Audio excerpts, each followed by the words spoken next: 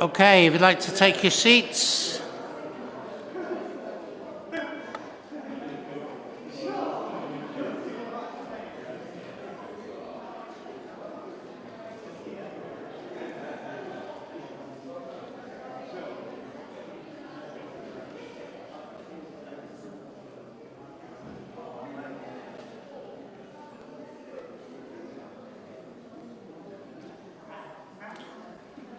Okay, we're really honoured that our next speaker has been able to find some time in the busy schedule to come and talk to us today. Dame Carol Black has been doing an amazing job for the last 3 years, convincing government to keep investing extra money into our sector. And we've jigged the programme around a little bit because Dame Carol is off to another meeting straight after speaking to us today. We hope you can give us a bit of an update on how those meetings are going, and we hope that you feel you're among friends today. We appreciate what you're doing. Thank you.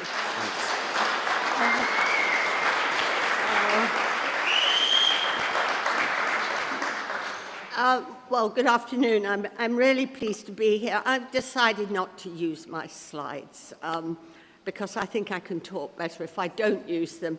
And if anyone wants any statistics, I'll find them out from the slides. No, my job is to tell you how far we've come since we got the new drug strategy. So just to remind you all, it was December 2018, seems a long time ago, when Sajid Javid, who was then Home Secretary, asked me to do the review, and he wanted me to cover supply, demand, treatment, recovery, and prevention. I did it in 2 parts. Part 1 just looked at supply and demand and the problems around all of that, and went a little bit into treatment. Part 2 did treatment, prevention and recovery, and I did all my recommendations at the end of part 2. The government and I thought it was really pretty brave of them. It wasn't an easy report to read. It was very damning of what was there. But they accepted what I said. So we had our new drug strategy from harm to hope in December 2021, and I managed to persuade the Prime Minister and the Treasury to give us 780 million. It was new money. It lasted over 3 years.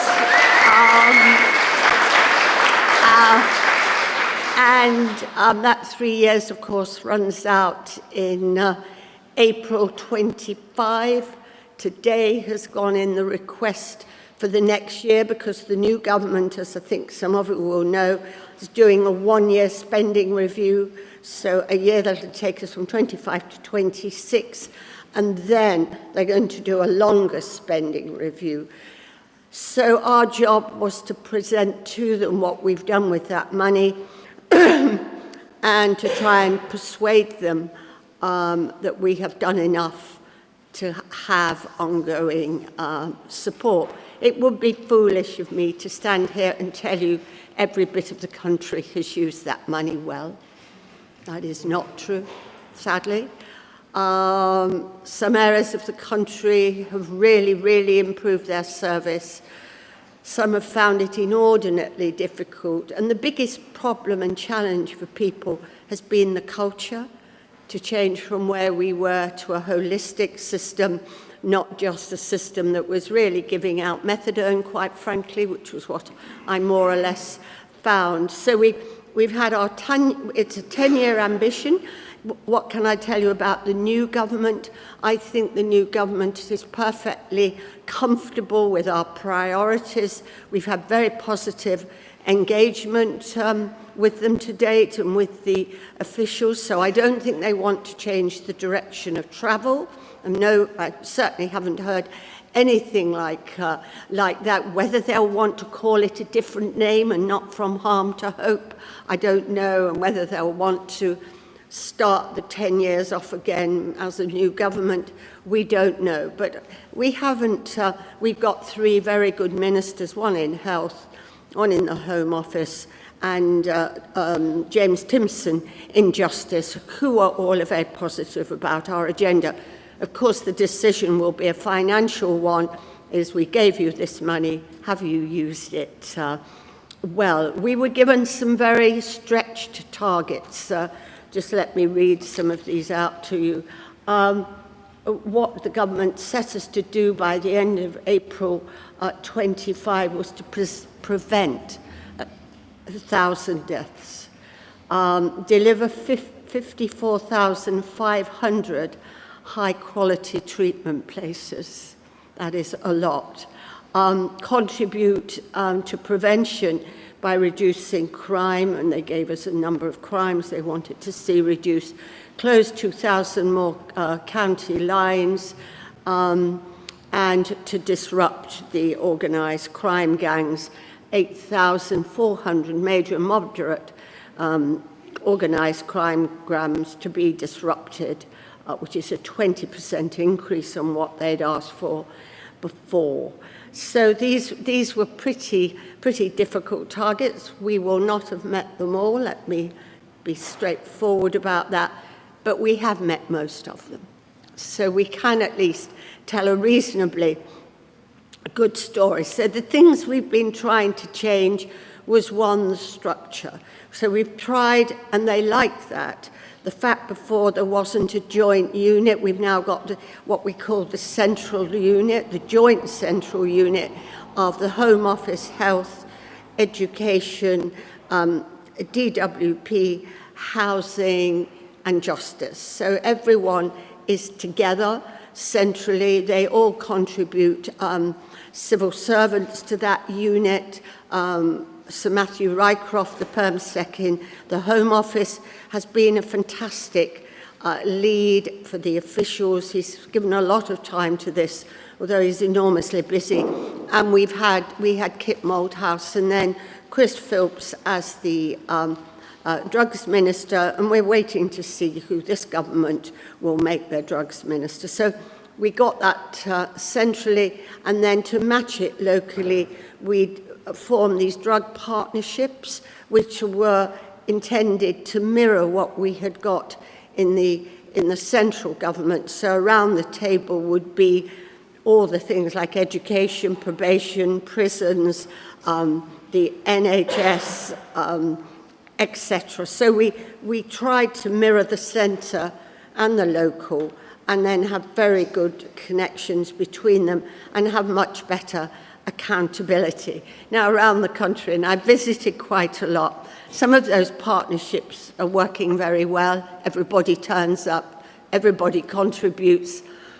In other parts of the country, they don't work so well, and people don't turn up necessarily, or they turn up and they send a junior person and not someone as senior as you would like who can really make decisions. But they are certainly all there. They all have a senior responsible officer who has to report to the centre. So one of our jobs has been to try and get those drug partnerships that aren't working so well up to scratch. And it all depends on the quality of the people and how much they care. We've been trying to change treatment and recovery from what I found, which was virtually no recovery because of austerity and what had happened. And in many places, it was nothing much more than a methadone delivery service, quite frankly.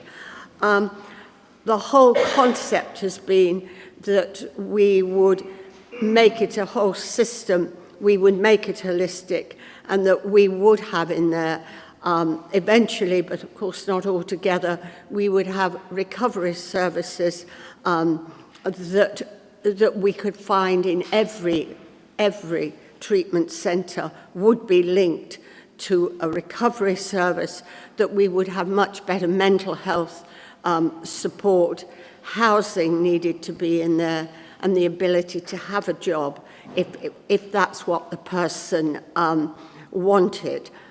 So if you like a holistic therapeutic journey with much more visible peer support. Again, it's varied around the country. On Monday, I went to see a service which I think is the best in the country. It's the best I've seen, and it really makes you very happy when you see something like that, when they got everything I wrote about was there, and they were innovating, got it all together. And on Wednesday, I went to see a service who were trying very hard, but actually it wasn't, the figures are just not good. And so you've got that variability around the country, and it is quite hard sometimes to see why one is succeeding so well and the other isn't, because in both places, the people working in the services wanted it to be good. So it wasn't a lack of enthusiasm for the service, and that's a big challenge to us and for the officials and for OHID. What do we do to help the not such good services be able to get it together? Workforce has been an enormous problem to us because there were just not the people out there. So I'm sure you probably know what most services did. Treatment services initially was just increase the number of drug workers. And they didn't necessarily spend some of the resources they'd got on developing their recovery services. We've had to push very hard to get the recovery services up and running and supported. And the trouble is, if you just increase your number of drug workers and you don't have some psychologists and you don't have perhaps a mental health nurse or other support services, you may increase numbers and you spend the money, you do not improve quality. And it's been the quality of service that's probably given us the most worry. So we know we have many more people working in the service, but it's been a real struggle for people to find the quality of service that we want. And then we've been trying very hard to link up to the criminal justice system, and that meant working closely with the Ministry of Justice. We wanted more drug-dependent people diverted from prison. We do not want so many drug-dependent people to go to prison. It is not a suitable way to help them recover. Prisons are not a therapeutic, rehabilitative area, as far as I can see, and therefore we needed the police to do their part so that they didn't send people into the criminal justice system, and we need the magistrates to do their part to give the orders that allow people to be treated in the community, either with a drug order or a mental health order or a drug and mental health order. The challenges there have been that the probation service has been so stretched that often the judges and the magistrates don't have the reports that allow them to do the diversion. And that is a challenge to us, and we're working as hard as we can on that, and also to get the police to play their part. I know it's more work for them, but they could help us stop so many people going into prison. And then we've been doing a lot of work trying to get the discharge from prison to be much better. That has improved considerably around the country. I mean, it's improved by at least 20-25% in most areas. So we know we can do that. Again, it's patchy, but I've just finished a report for the government, an internal report on prisons. And so I saw the drug minister yesterday, and James Simpson's accepted what I said, and is going to try very hard over the next 5 years to improve what goes on in prison, but also enabling people to come out of prison safely. It's still not safe enough, but we are very centred on improving the criminal justice system. And what some people don't realise is that they're not two separate systems. What goes on in the community and what goes on in prison are part of the same ecosystem.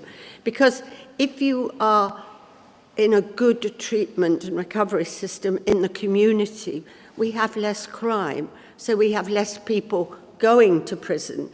And if they do a good job in prison, and it really has got a real sense of rehabilitation, then in fact people come out of prison more able to cope and are more willing to go and make contact with the treatment service. So just to give you a sense that we see it now much more as two different sides of a coin. They are not different, and one helps the other or damages the other. So that's just to put in the criminal justice system. I'll tell you some of our really sticky challenges. And first, the good news, we have met the target for the numbers in treatment. So we can actually go back to the government and say we're well over the number that we were given, that we had to get into treatment. The challenge is that we have not met within that the number of opioid-dependent individuals in treatment. And that's the government sees as the most complex, difficult end of addiction, and where it is often those individuals who are so desperate that are committing the crimes. So we've seen a big increase in crack cocaine in treatment, many more people with serious cannabis problems in treatment, ketamine and synthetic opioids. But we're very challenged by why can't we find the people who are opioid dependent? And that has been a real challenge. People are doing their very best. We're trying through the criminal justice pathways, the better treatment and recovery services have got good outreach into the community. We've linked up with the homelessness services to try and see if they can help us find people. A real improvement in rapid access and same-day prescribing, because I'm sure most of you know that what very often happened was they'd do a triage and then you'd have to wait, and then you'd be assessed and you'd lose people. And you know, we said really that has got to stop. A better use of technology and outreach models. And some areas of the country, we've got a special focus on either women, young dependent people, very conscious that our ethnic minority services aren't what they should be. So we've been looking wherever we can to try and find our opioid population. If you've got any ideas, please tell me, because it is really important to us. Maybe the drug pattern of drug use is changing, and perhaps we think we've got more people out there than we're finding, but that is a big challenge to everybody at the centre. The other huge challenge has been drug deaths, because we haven't seen the change that we would wish. I think it's simple enough to say there's not enough improvement. One of our huge challenges is that, of course, we are now seeing, not just men, because of course there's women there, but who have been drug dependent and perhaps living in really poor circumstances for many, many years. And it's their comorbidities. So it's the lung disease, the heart disease, the cancers, the infections, just as much as the actual drug dependency itself, which is sadly causing their mortality. And we know that our emergency services, our hospital A&E departments do not treat sympathetically and kindly to people who go to them with addiction problems. So I think, although we haven't seen the change in the reduction in deaths that we would like, it's not just a simple question of are people taking drugs, it's all the other problems that they've accumulated over the years, and also in some areas sadly, it's the linking of prescribed drugs. So a genuine prescription for pregabalin or Valium, but a whole lot of prescribed drugs plus the other drugs. So that's one of our challenges. Housing provision around the country, it's variable. And I should have mentioned, we worry, of course, about the synthetic opioids like the nitazines. There have been spikes, I touch wood, that at the moment they've been spikes rather than an epidemic. Cocaine deaths have risen, and I should have mentioned that. And of course, although my report didn't support alcohol addiction, particularly the money went to both drug treatment and alcohol treatment, and I'm sure you all know that alcohol deaths have risen, and so that is a big challenge to us. Just wanted to say two things of where I do begin to see real change. Again, it's not everywhere around the country. This is mental health and drug dependency. I'm not a psychiatrist, of course, but it seemed to me in all the work I've done, probably 80% of people I've met who've had a drug dependency have had a mental health issue. They're not separate conditions. They're really part of the same thing. And so many of them had got early life trauma or later life trauma. We do not have an adequate trauma service in this country, and that has been one of the things I've really been trying to get the department to think about long term. I mean, we have enough problems at the moment getting people into the mental health services, but I do think we have to think about how do we get proper trauma care, not trauma-informed care, but real treatment of trauma into our treatment services. So what we have in certain parts of the country now is a real link-up between the NHS mental health services and the drug services. It's very difficult to do, but it all depends on the leadership from the top. So a few of our new integrated care boards have now promoted collaboration. I'm glad to say my weekend home, my real home is Cambridge, and in Cambridge and Ely, they've done a fantastic job of linking their mental health and their substance misuse services with a very good co-occurring condition lead. They have joint meetings. They, rather than tell each other off about who should do what, they're learning to help each other in a much better way. There's much better training of the treatment service in mild mental health conditions, and a much better interest by the mental health services in addiction. So there are green shoots there. I've seen it, so I know it can be done. And the government is about, I hope, to publish, we're just waiting for the new minister to sign it off, the NHS England OHID Joint Action Plan for Mental Health Support. So that's high on the agenda. And then that link up between housing and work. I think those two things are very interrelated. You can't work if you haven't got safe housing. I would say housing has been our biggest challenge in terms of really, persuading local authorities and everybody else who has to be persuaded that they do have to give our community consideration, and because it's vital to recovery. But I think some of you will know that we've been trying to get individual placement support, caseworkers around the country to help people get into work.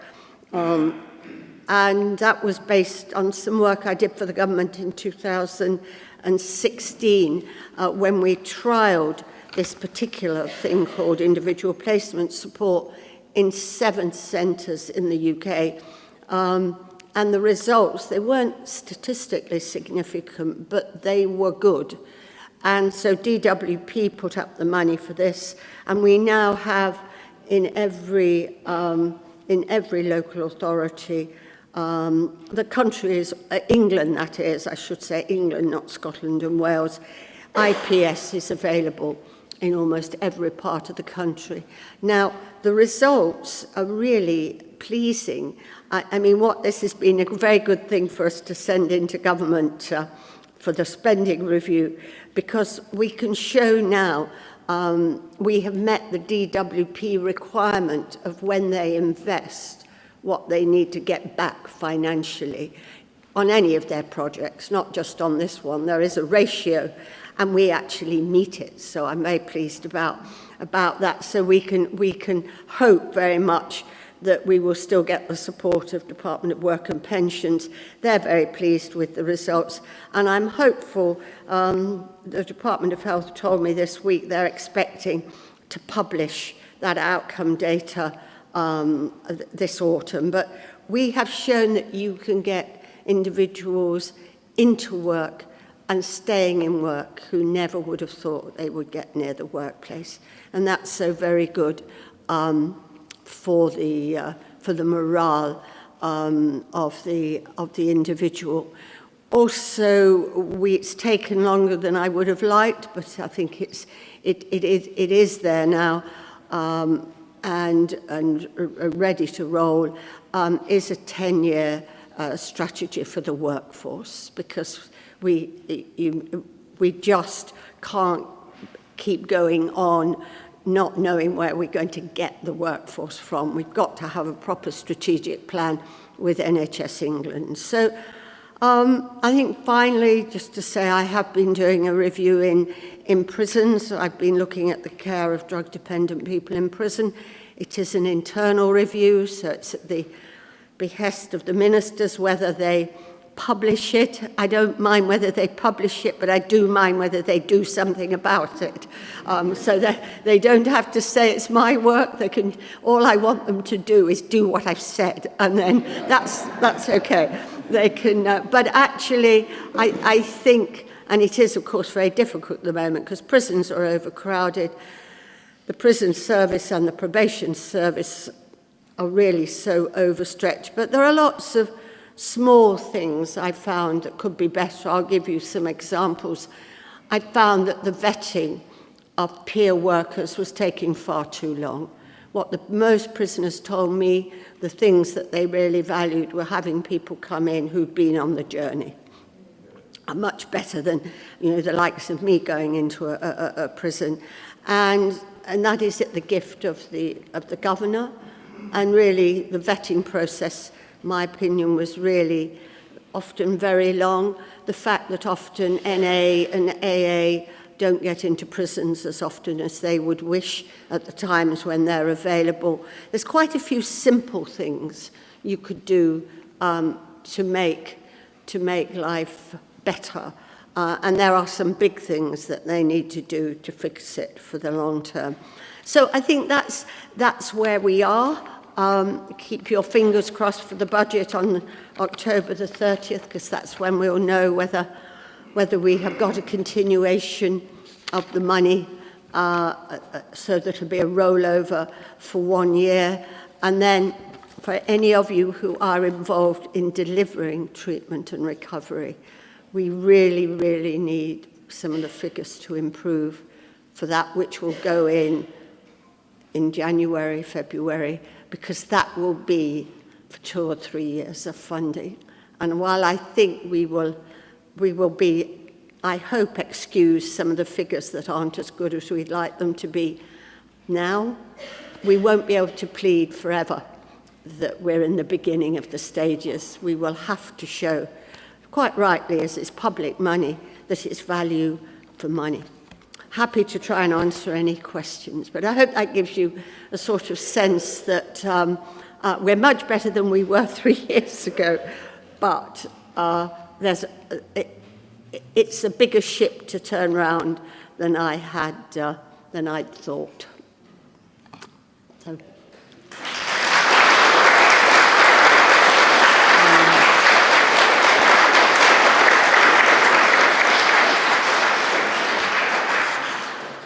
Yeah, I can do that. If there are any questions today, Carol, she's rushing off. Bill? I'd love to ask one question. Thank you for a very, very erudite presentation. But what's the difference between trauma care, I think I know, and trauma-informed care? Because counsellors all the time, Well, trauma-informed okay, care. I know. Well, I think that's making you, if you're a professional, you know, your care, the care you're giving, should have the awareness that there could be trauma there, you know. So it's that acknowledgement that person might have been traumatized. So don't assume that there isn't that in the background, and therefore to work with the person in an appropriate way, but it is not treatment of that trauma, which really requires a psychologist who's got a specialized training. There are different forms of validated trauma treatment, and I've only been to one, only one prison in England I know that actually has trauma treatment. And I've really hardly ever seen in any treatment provision that I've visited trauma treatment. And that is so crucial. It is more difficult. You have to have psychologists do it. It requires a length of time, although there are different treatments, so you don't have to have a very long one. But we do need, as we make this service better, to really start to get that into it. And we will push harder for that if we continue to get support financially from the government. Hello, hi. I'm Colin from Families Anonymous. I'd just like to thank you for the work that you've done on this field. Can I just ask, do you ever envisage the UK adopting the model of a country like Portugal? So previously, as you probably know, that Portugal, the money that it spent in terms of locking up substance use disorders, it now spends on rehabilitation and recovery. Frankly, no, I don't think the new government is in any different position on decriminalisation or legalisation, if that's what you were thinking about. When Portugal, it didn't legalise, it decriminalised. What is often forgotten is when they did that, they put in, as we have just done, a big amount of money into treatment and recovery. They really improved their treatment and recovery. And when you talk to them, they think that that was as much an improvement, a reason for their improvement, as, if you like, the decriminalisation. They still have the route into the criminal justice system, which they use. So but they're much more public health focused. And we, despite our laws, and I personally took the attitude that there's no point trying to work in an area where you know you're going to meet a brick wall. I mean, because, you know, if I could have spent the whole 3 years trying to persuade the government to do things I knew it was never going to do. So I think you have to say this is the law of the land. They're not in a mood to change it. What can we do that actually enables us to be as public health focused as possible? And I've often been asked, would I legalise? And the simple answer to that is no, I wouldn't, for a very simple reason. We regulate alcohol very badly, and we have an increased amount of alcohol deaths. We never regulated tobacco well, as we should have done, despite all the evidence for the harm. I have no confidence that we would legalise and regulate drugs any better than we've regulated alcohol, which has caused so much death and harm. So that's where I stand on that. I might as well be quite frank about it. It's a very pragmatic look at what's happened in we have 2 legalised addictive substances, and at the moment we have just a rising number of alcohol deaths and alcohol harm, and the government will not charge the industry more, it won't tax it appropriately. So, I mean, I very much don't want any more harm in a situation where it's very difficult to get the right regulation. Yeah.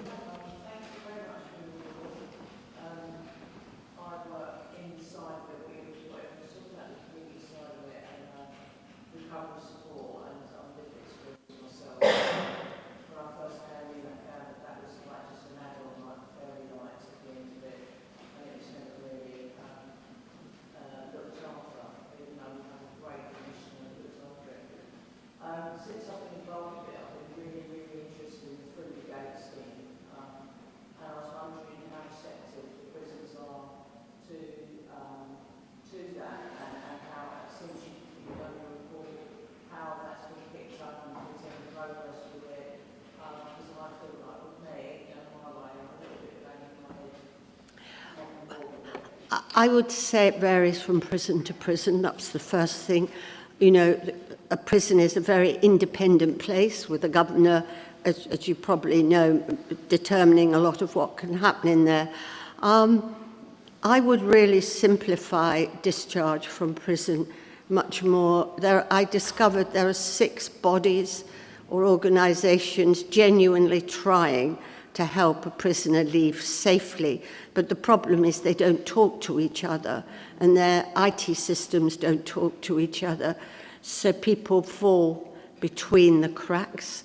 And so, as you probably all know, we have so many prisoners who leave with nowhere to live, not linked into the treatment system, and you know, with very little resource, and many of them are going to be homeless. And so I have made a suggestion. I think Through the Gate is one very good scheme, but I think we need a national scheme that makes clear, simple, and doesn't have all these cracks that, you know, very well-meaning people are all trying, but I fear the system doesn't allow them to talk to each other in a way that ensures the person will be safe. And, I'm sure I don't need to tell you how many people do a rotation. And, you know, quite a few prisoners have told me if it's winter, well, at least inside it's warm and you get 3 meals a day, so you might as well commit a crime and go back inside if you've got nothing to come out to. So it shouldn't be like that, but I think we could make discharge from prison much simpler, clearer, and safer, which is what I'd like to see.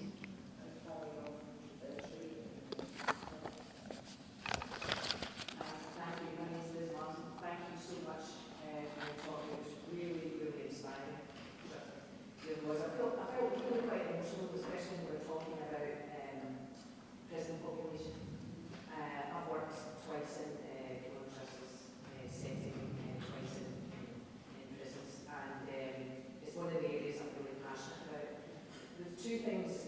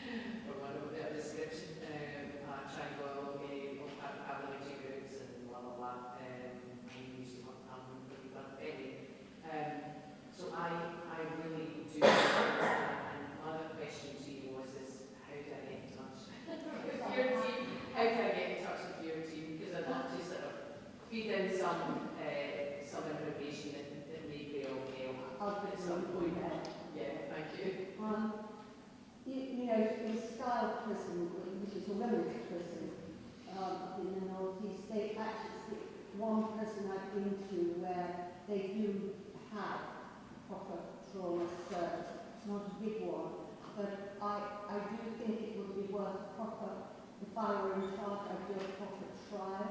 So I think you've got to show value for money, and I'm quite tough about that because it's public money, so I'm all in favour of us having to measure, show impact, but I think it would be really good to do a proper design trial, and I think you would see you'd get return on investment. People wouldn't be rotating back in and out of prison. They'd be able to participate in work much more. It just needs somebody determined to sort of do that sort of thing. So, but James Timpson is a very reasonable man. He's a good man, and I think if he can, he's determined over the next 5 years to try and do something. So I think we've got him on our side. So it's all right. Any?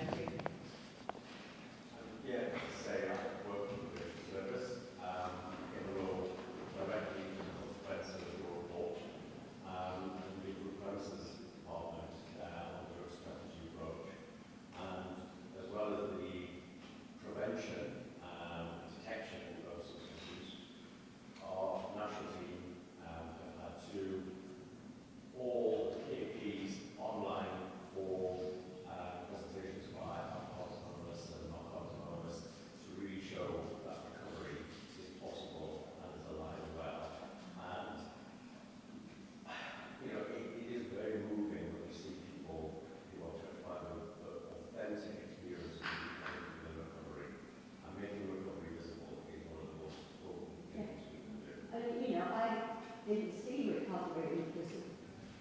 I just didn't see it, and it was such an opportunity lost.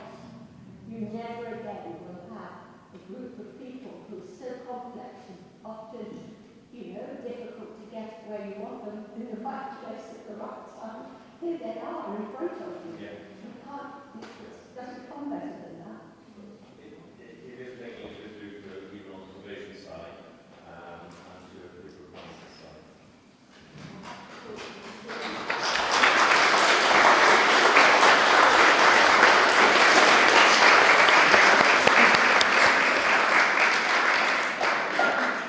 Thank you, Dame Carol. We appreciate everything you've been doing the last couple of years to bring these extra resources into our sector. Be assured we're spending the money well in Telford. And we've got everything crossed. Yeah, you're welcome to come and have a look at what we're doing in Telford. We've got everything crossed for you anyway, for your meetings with government over the next couple of months. One theme that's kind of weaved its way through the day for me has been the importance of personal experience. So from personal experience of stigma, particularly women, personal experience of trying to pull that back and learn to respect yourself and care for yourself in early recovery, and then using that personal experience to help other people later on in your recovery. Wouldn't it be great if some of this new money that comes from the government was ring-fenced to help us to capture that lived experience and use that to shape the solutions that we're going to offer to people? It's only fitting then that our last speaker of the day is another expert whose credentials are his own personal experience, and I've been reliably informed that David is absolutely the right person to be the final speaker for the day. Over to you, David. Thank you.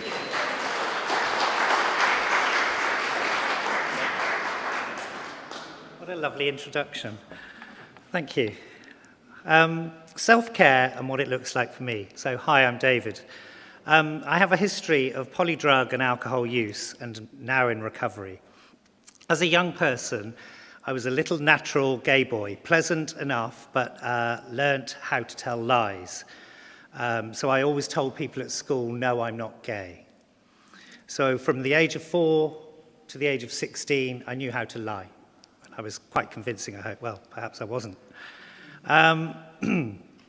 So As an 11-year-old, I had fantasies of walking down the high street of where I lived with pop stars such as Grace Jones on one side of my arm and a diva on the other side of my arm to break down stigma issues such as homophobia and racism.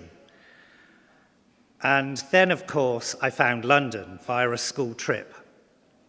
And I found addiction and then recovery. Self-care for me started via a GP appointment. And at the time, I felt as if I was begging for prescription medication to fix how I was feeling. The GP kindly said there wasn't anything that he could prescribe for me. The tablet didn't exist. He knew my social circles and some of my more ambiguous lifestyle choices. He then referred me to group therapy. Just to clarify, from the age of 16 to the age of 30, I wouldn't have left the house without a full face of makeup, a really stunning outfit, and a perm. Some say dodgy perm. I would debate that. I loved it. So, I was a bit of a transvestite or drag queen or cross-dresser. We didn't have the language that we use now. It was an entirely different time. I don't care enough to go into that, sorry. I didn't really fit into both camps, but I was okay with that, and like I said, we certainly didn't use the language that we use now. So I spent 10 years in London in colourful gay clubs when they were a bit grubbier than they are now, prancing around with feathers, sequins, boas, and when the drugs were free, and I was pretty. Thanks, babe. Cheers, babe. You may remember the old 90s television programme, Pop Idol. Well, we used to do Drag Idol in the London gay bars. And of course I entered. I did Grace Jones. Pull up to my bumper, baby. Yeah, got it? And I won, but ended up in hospital because of my addiction. Yeah, it was, so the whole environment was full of drugs. We had to get ready above the pub, and it was just an open bar. Everything was on the table, free of charge, but like I say, a hospital visit. So then, where's my water? Moving forward. Now, the game changer, pancreatitis. Yes, the same pain as pregnancy, giving birth. Is that right? Somebody confirm it? Pancreatitis, the same pain as giving birth. Well, I had that. And I pressed 999. There was nothing else I could do. Right, okay. So I had to stay in hospital for 11 days, and that was one of my final hospital visits. Before, I'd been in hospital, and people from alcohol service used to come to my bed, and I just used to think, who are these weird old men? I really did. I just thought it was so bizarre. I just have no clue what you're talking about. So my denial was really full on. So, after the 11 days in hospital, I gave up cigarettes, caffeine, and alcohol. It was enough. It was all over for me. For the first week, I called an ambulance 2 or 3 times, and as I remember, I was under the impression I was dying. Just thought, this is it. It's my time. I didn't die. I remember not being able to cross a road properly with my dog. I just couldn't work it out. And this was me sober. Everything in my life has now changed. I have to find me. I ended up getting into recovery through therapy, Build on Belief, and the Blenheim Project, and other agencies. I've got water. I love you. Sorry. I loved him anyway. Now I haven't got a lisp. Sorry, excuse me. I hope so nobody else has. So, where are we? So, yeah, as I said, I ended up with multi-agencies local to me. I was in all of them. I needed support. So if I was in pain, you've got to walk with me through my pain. I need you. Do you know what I mean? Whoever you are, I don't know what I'm doing here. I don't know what I'm supposed to do. So I need your help. And I also don't have a voice. The struggle was now on. I have to find some sort of life and fill my time at the weekend. This was quite weird for me because I've spent the last so many years in clubs and pubs. So fortunately, I got to plough a lot of my energy into retraining, working with Bob, Build on Belief, and retraining in health and social care and other aspects of dual diagnosis. To conquer some of my fears of the heteronormative world, as I perceived it to be, I joined a boxing club. Just me in a boxing club. So for 5 years, I was there every Monday, every Wednesday, every Friday, 6 o'clock, 2 hours, floor work, sparring, whatever. Head down, do you know what I mean? Fake it to make it. I don't care. I needed to just get through some stuff. I dovetailed that with Tai Chi, Qigong, martial arts, and then I dovetailed that with mindfulness. I was also introduced to a lovely choir, Joyful Noise, and have often felt like a millionaire after our rehearsals. So our choir have sang to royals that have travelled from all over the world, and I've sang to Nelson Mandela's family. And Nelson Mandela's daughter, Swati, was one of the most beautiful and biggest highlights of my life because we shared a common interest in stigma and the scrap with stigma. And hers was old and mine was old. So yes, as I said, this felt like the ultimate self-care. Practicing, rehearsing, saying everything 3 times so that I wouldn't forget my solos, and of course performing, singing from my heart. I found my heart. Highly confidential spaces, singing in those spaces and not breaching the confidentiality of those do's was an amazing achievement for me because I wanted to go, oh, guess what I've just done? I've just sang to Prince Harry. Do you know what I mean? LGBT events, sexual health events, and world events. So this was always a challenge, but I took it on with my peers within the community, as you have all said earlier. Through all these activities and different levels of self-care, I was able to slow down my breathing. At last, I could stop hyperventilating.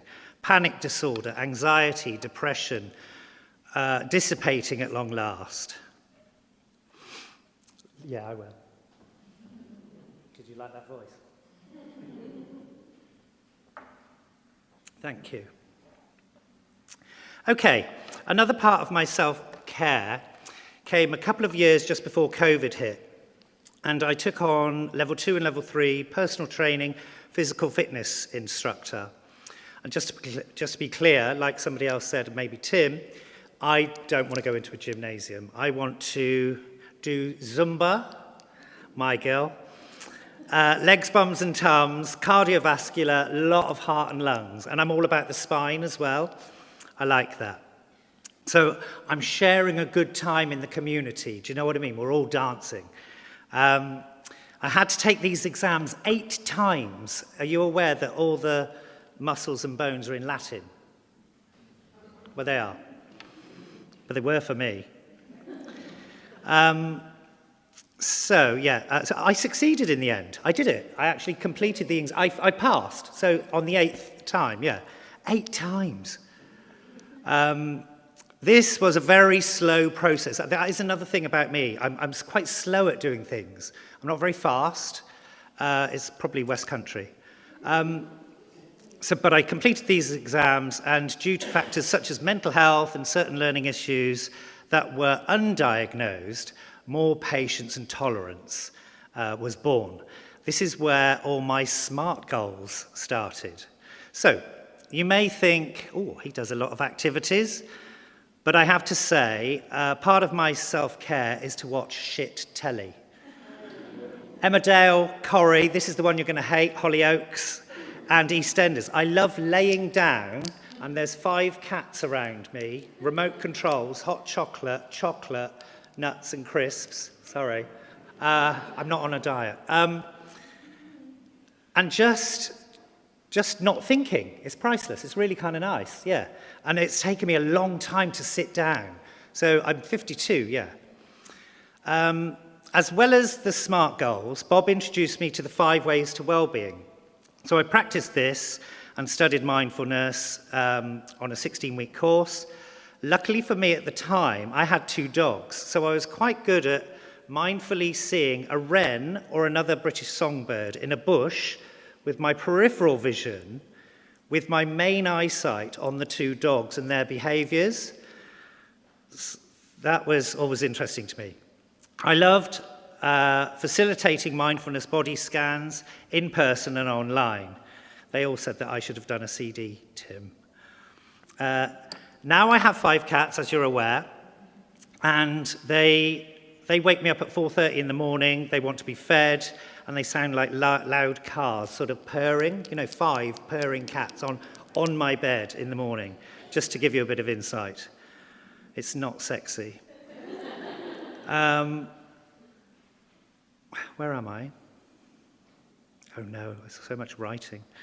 There's loads left. Don't do that body language where you're putting your coat in your arm in your coat, okay? So yes, keeping with self-care. The cats slow me down. As I'm 52, I appreciate slowing down. I'm seriously not 18 or anything similar. I've got 200 houseplants that also slow me down, and I'm always looking for the yellows and browns amongst the green leaves. This makes me feel very mindful. It just slows me down. When I'm dealing with the indoor plants, I always feel that my mother would approve, because we grew up on a farm and she's green-fingered too. Imagine Radio 4 in the background. It's often in the background, and just so that I don't get caught up or trapped in the concrete, plastic, glass of London. So it's like a little sanctuary there. Part of self-care is to drink water. That's what it says. Yes, part of self-care comes alongside my full-time job with Bob. Going from unemployed to gaining employment was extremely slow again for me. From client to volunteer to shadow team leader, then to team leader, then to facilitator, hairdresser, sort of stylist, barber, Zumba teacher, sort of instructor, and a bit of an art facilitator, as I remember as well, then to be trusted with my service in East London. So we took on loads of self-care projects, such as transforming the dead land between our drug and alcohol project and the building next door, which was a McDonald's at the time. And because it was dead land, we could only grow upwards, so we couldn't grow in the ground, so everything was potted. But we actually won first prize in the London in Bloom competitions, or whatever they call them. So yeah, and that was thanks to the support of Chris Waite, who was on the board of trustees back in the day as well. He was super supportive of that project. He was a star. Moving forward, another achievement for self-care is the amount of reflection that I'm able to give myself after running Bob online groups for individuals with substance use issues. Also reflecting on situations in preparation for my monthly supervisions. Gladly, I don't have to be right anymore. I would rather be happy than right all of the time. It's okay to be wrong every so often and make the mistake. I'm putting myself in the position to make a mistake. These days, I'm able to connect with family and friends and colleagues and have the boundaries to disconnect electrical appliances, iPhones, laptops, and just be. And it's okay if I'm having an off day, it's just an off day. It's an off day. I nearly said off gay. I'm a human being. I'm not a human doing, and I'm not a human thinking. I learned to paint as well with Bob, funnily enough. And in my spare time now, I do paint, and when I'm 7/8 through the picture, I almost want to drag somebody in off the street and show off to them, but I resist. Bless you, and all who sail in you. I've had the most perverse relationship with personal finances throughout my whole adult life, actually including my young life, until I had a budget for a weekend service. The thought of budgeting for me 15 to 35 years ago was so depressing. I'm a spender. And my need to spend money to try and fix how I was feeling was astronomical. This said, I now am able to save for a couple of holidays a year. I've got a couple of pension plans in place, which are quite hefty,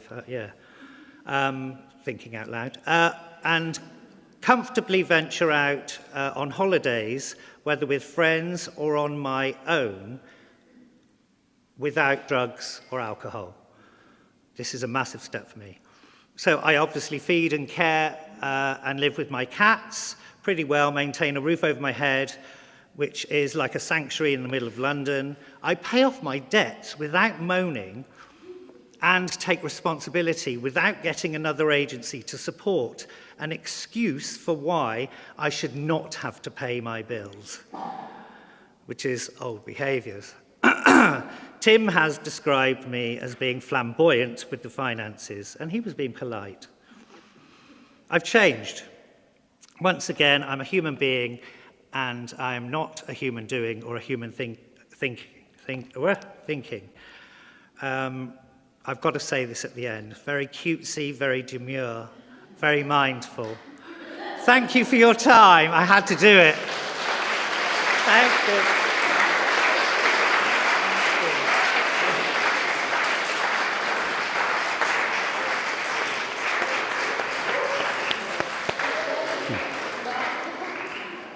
Thank you, David. Your story, it just really captures the theme for today, that journey from being disrespected, being stigmatized, beginning to stigmatize ourselves, and then overcoming that and starting to respect ourselves, care for ourselves, and then go out and respect others. There were 3 phrases that you used that for me really nailed it. One was scrapping with our stigma, having to find myself, and having to find my heart. And I think those 3 phases really sum up the day. So we've gone well over time, haven't we? I'm not going to keep you much longer. In 1 hour and 20 minutes, we've got the spiritual service right here. And there's loads of coffee shops if you want to go and get some coffee and then come back. And hopefully see you all tomorrow at the walk. Thank you.